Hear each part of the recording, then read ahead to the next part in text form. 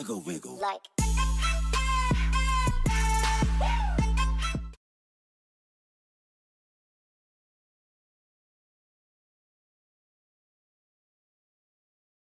How are they penning me? I'm an E5!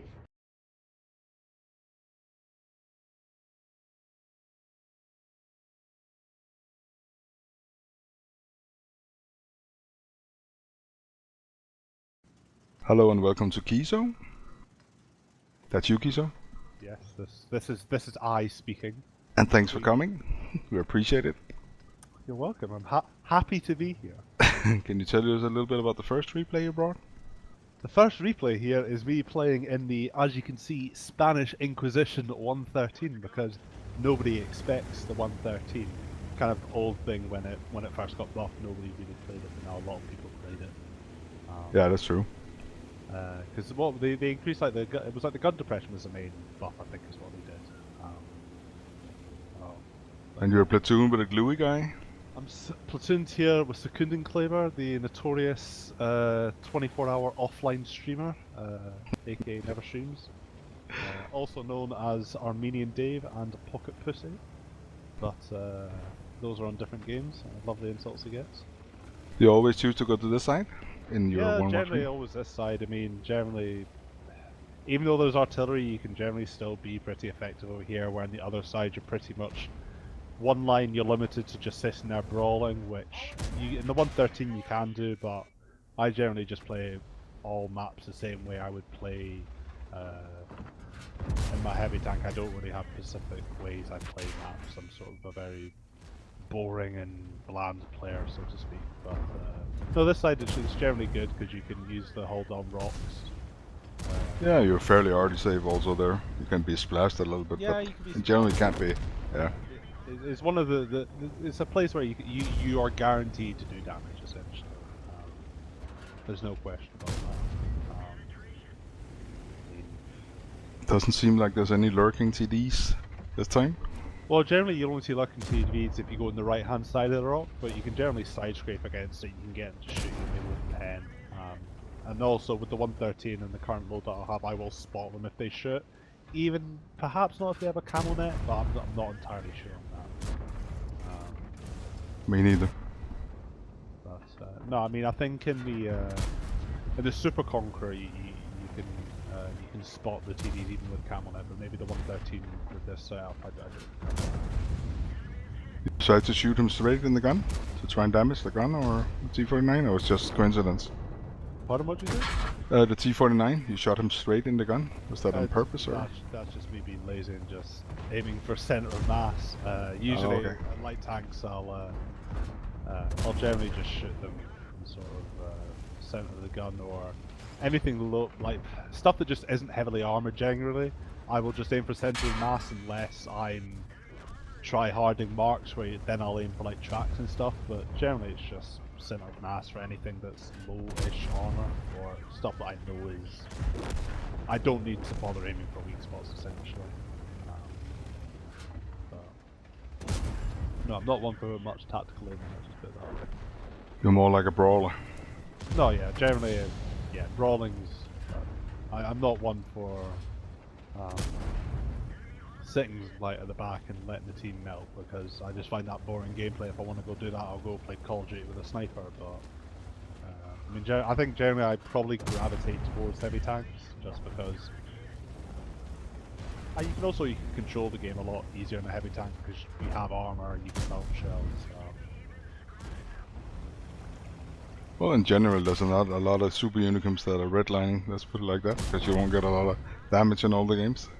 Well, no, if you redline, you're guaranteed to get damage, but it's more about win rate. I mean, if that's the one way you can tell if somebody's an actual genuine player is if they have, yes, high damage, high win rate in their tanks, but also if they have a semi-decent win rate, it also means that they're actually actively taking part in the battle. They're not just sitting there, letting their team waste away, essentially.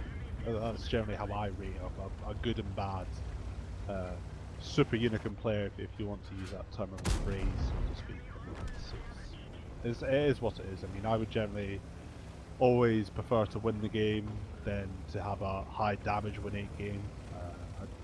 I think that's just my personal flaw. I just don't like losing, so to speak. That's two very different people. One going for win rate and one for damage, usually. Well, yeah, I mean, it's good. It's great if you can get both. But I mean, I would generally prefer to win the game. Generally, is what I play for. I mean, sometimes there are games you just cannot win, and those are the games where you'll generally know early on that you have to write.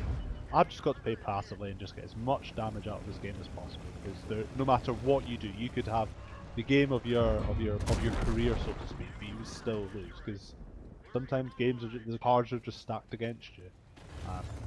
Tell those sort of games in the first like 2-3 minutes of game when you're like 5-0 down, like you have to sort of react. But Well, you must say the opponent's team melted away this time for sure.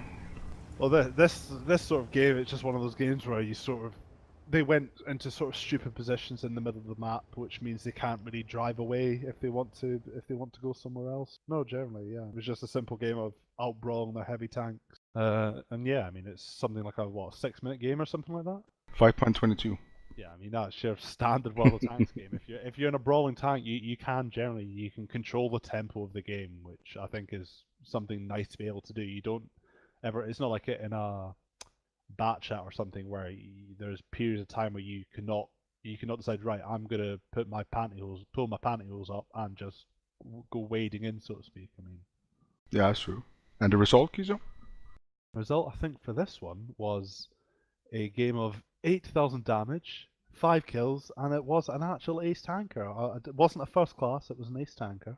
Not much damage blocks. I mean, it was sort of, I think I blocked a few shells off some tier 8s, but I mean, overall, it was just a strong brawling game, so to speak. I mean, that's the ideal scenario. To be in a sort of 113 is sort of a brawling, you don't want to be sniping. And then I think for the medals, I think I got a high caliber, which I think is something like you have to do more than 30% of the team damage or something like that. I mean, I did almost 8.4, so I mean, you look pretty. at the sort of post-game stats, and it's sort of me on 8,366. Next person's on 1,700. So Yeah.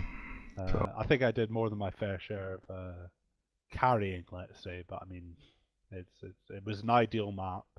I think it was one of 3 tier 10s, so it wasn't. And then the tier 8s and tier 9s aren't really that competitive. Like, I mean, you've got maybe the object 25U, which can be a little bit troublesome, but you just press 2 and you go through his armor, because I've not got time to sit here and try and go through wargaming balanced tank department. that was true. So you were the carrying keezoo. Carrying keezoo, yes, perhaps for this game. For other games, not so much.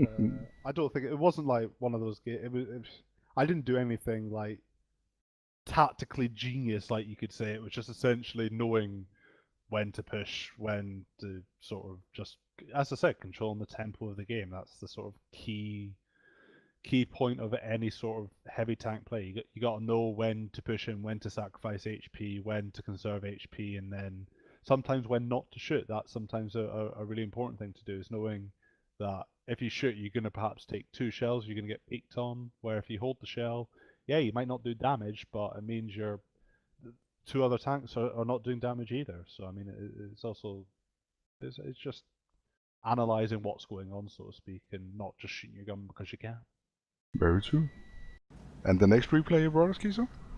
Next replay is in the Super Conqueror, aka the Conqueror with some added sheets of metal to its turret. Another ingenious tank designed by Wargaming, rolling that out because they are improving the game every single day. Which you like a lot, actually, this tank. I initially didn't like the Super Conqueror. I think that was just I was playing it like a FUD, like I always do when I start playing tanks. But I generally think now it's probably the most competitive tier 10. It's similar to when the 113 first came out, when the mouse when the 113 and mouse got its buff, got their major buffs. I would say they sort of became this Overbuffed. power. Yeah, they were overbuffed. This, I would say, it's ideally it's basically just an all-round great tank. The speed isn't great, but you got great turret armor, you got great upper front plate, you got a fantastic Gun depression. It's your best sort of brawling tank, and also the fact that it's It's got armor. It's not. It's the biggest improvement from the previous tier 10 is now you've actually got side armor, so you can actually side scrape. The guy you told me about, Peregrine. Peregrine is French for drown easy. Was that the one you talked about? Yeah, he's being #1 German swimming athlete. So he, as you can see right there, he was trying to. Yeah, that didn't go too well. That's a good game for him. I think he did like 300 damage. So that's gonna bust it. What bust? Buff Yeah, bust. stats quite a lot. I'm getting confused there. But no, I mean this position I'm in is your sort of ideal super conk. I mean, I don't even think the Alphaz could pen me because I'm a slightly higher. Yeah, I think it's gonna be elevation. hard. And also there's no arty, so you're literally No not arty. really pinnable. I'm literally just a gun firing every 6.8 seconds essentially. Yeah. And also the fact that I've got a very experienced crew and full view range means I'm going to spot 99% of the stuff that's coming out. Nice track shot. Yeah, that shot, don't know why he particularly pushed in. I mean, he's fighting against two tanks with pretty high DPM. I mean, I think maybe he felt the others would pull up behind him, maybe. I think he just I think he just wanted to get in and put some shells in. I mean, he sort of is that sort of thing. I mean, coming up here, you see the E100. I think to myself, right, this Bosch, he's how many shells? He's got 4 shells, I think. So I'm thinking, right, am I either going to get one shot damage in here, or what's the better thing for me to do here? Probably to It's trap the Foch B, so he actually has 6 shells. Wargaming just buff. Yeah, 6 shot auto. Like we definitely need that while the tank's on the way. Hold on. So I mean, I decided to track the E100 there because I feel I'll get more credits, more experience help with tracking him. Yeah, he shoots so fast you won't get any more food on that guy. And then the next shell on the Leo bounced on its side because wargaming mechanics wise, I'm not above my pay grade to understand why that one didn't go through as well. Yeah. And there's not really a lot left on this flank anyway, so... Yeah, generally looking at this map, you can see sort of that they've won the 1-2 line, which is to be expected since the majority of our heavy brawling tanks are down here. But at this point, I'm more committed about pushing forwards. Looking at our team, we have an E3, we have a few TDs in the back who I think would stem a push from them, and most likely they will come back. There was a failed Hess shell at an E4, thinking that I was. And here's me trying to lob another Hess shell. Or was that an AP shell? I'm not sure at the end. AP. AP, I was wondering why you're shooting AP at him, but of course he got a little bit of the side throwing, so... Yeah, I mean generally it's like with the E5 and the E4, generally if you can see a little bit of the side you can pen at pretty much majority of the angles. It's a bit like the tortoise roof. Currently in the current state, if you're in a heavy tier 10 heavy tank, you can just overmatch the top of the tortoise roof at any angle. Really? But it's getting buffed the next time, yeah, right? It's getting buffed, unfortunately. I only found about it out, I think, like a few weeks ago, so to speak. But no, yeah, here I'm sort of thinking I need to get to this sort of wee... yeah, behind the hill and be hold on, behind the hill essentially, because I can see that there's the E5's moved up. It looked like they turned back a lot of them to be honest. And also I don't want to get shot from this ridge, sort of the F3 where the TVP was last spotted. I don't want to get shot from there. And here I can use my gun depression and my turret armor. So essentially I should be invincible here. I mean, not the graces of shooting on my behalf, but here it's sort of. It must be RNG. Yeah, RNG. I mean, I think if I remember correctly against this Leo, I struggle a little bit. That was me zooming out, was just checking to make sure if I was actually in cover from the ridge line so I don't get TVP'd in the back track. He's also not really good at standing still, the Leo. No, I mean that bounce in the Leo turret is complete baloney, but sometimes wargaming gives you great sour grapes and you have to still decline. They give and take. I shoot him straight in the man, and it goes through no problem. The top of the roof, no. Here, this kill shot I think coming off the E5 is pretty lucky with me. Well, I don't know. Is the E5 Cupola still as overpowered as it used to be? I don't know. According, no. But I still think it's pretty hard to pen. It's not as bad, but it's not. Well, you got it. Shot. I mean, it was slightly top, but I mean, here I'm still. Oh, see, here I haven't quite realised yet, but there is an E. Oh, I have noticed the E3s here now. Mm-hmm. And The only issue here is the fact that I think the E3 can probably. I think the E3 can actually just shoot me directly in the turret. I think with his. I don't think you can pen him there at all. No, I mean here I'm thinking sort of right. What do I need to do to advance this game? And I think right. TD knock off the tracks. That's probably the sensible thing to do. Oh, and he repaired. So still has this repair kit, which understandably hasn't been shot at in a long time. So. Well, you see that now I know he's using repair kit, he's going to be waiting now probably 30 to 40 seconds for a recharge on it. Oh, apparently he has a repair kit. But, well, now that part is over.